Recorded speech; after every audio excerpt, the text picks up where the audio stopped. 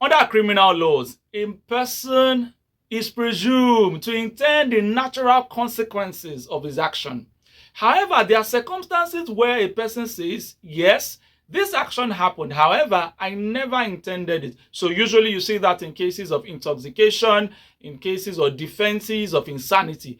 The defendant or the accused is saying, yes, it happened. However, I was under the influence of a particular substance or under, a particular situation or circumstance that I could not control my actions, reactions in that particular circumstance. However, before we move to the laws on intoxication, let's look at two hypothetical examples. Mr. A leaves his house, goes to a restaurant or a lounge, and then gets intoxicated on psychotropic or, harmful drugs, and then commit a crime. In that circumstance, after the commission of the crime, Mr. A goes to court, says, my lord, I accept the fact that this happened. However, I am not guilty because I was under the influence of a particular substance. Let's look at Mr. B or Miss B. Miss B leaves her house, goes to her friend's house, or goes to a lounge or a restaurant, and then begins to take some soda. After a while, Miss B leaves, goes to the restroom.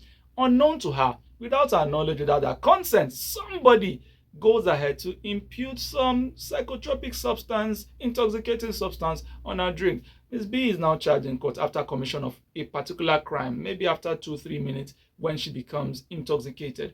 And she goes to court. She says, my lord, I accept the fact that this happened. However, I'm not guilty because I never intended what happened. In these two circumstances, what these two defendants are saying is that the major two elements to convict a person, one is present, the other is absent. What are the two major elements? Number one, actus reus and mens rea.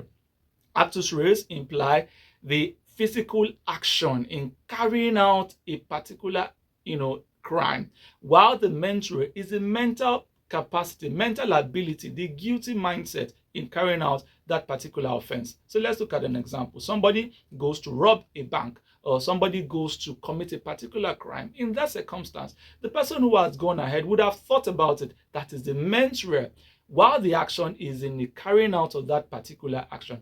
In court, these two elements need to be present before a person can be convicted, both the actus reus and the mens rea. So the prosecution has the burden, the onus, to prove that the defendant or the accused had both the mens rea and the actus reus. The exception to this is for, offenses that are strict liability offenses, meaning that whether the mens rea is present or not, the person will still be convicted. But back to intoxication, as one of the defenses for, some particular, to in fact, any charge or any crime in Nigeria. Section 29 of the Criminal Code, clearly, Section 29 sub 1 provides that intoxication is not a defense to a criminal charge. That means the defendant cannot rely on intoxication. However, Section 29 sub 2 provides the exception.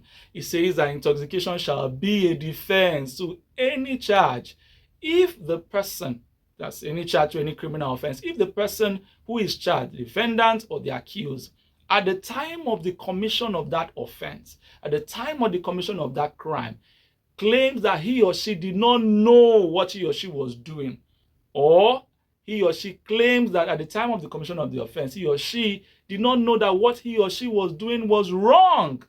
And then Section 29 sub 2b, or sub 2a rather, before we get to b, sub 2a says that the state of intoxication was caused by another person, either by the malicious or negligent act or omission of another person, which is a third party. Then B, that's Section 29 sub 2b, now says that the person charged is by reason of the intoxication insane, temporarily or otherwise at the time of the commission of that particular offense. So there are two major things that you need to take away here.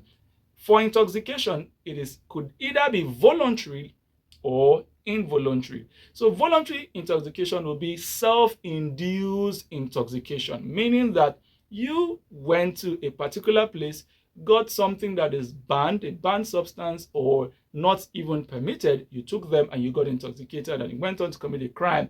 Usually our courts, based on public policy and based on law, have found that you cannot escape such in court. You most likely will not go or get an acquittal. However, for involuntary intoxication, where the defendant involuntarily, without his or her consent or knowledge, was intoxicated, maybe through prescription from the hospital or through something that happened without his or her consent, usually the courts have, given acquittal to such individuals. However, this would usually be based on the circumstances and facts of each case.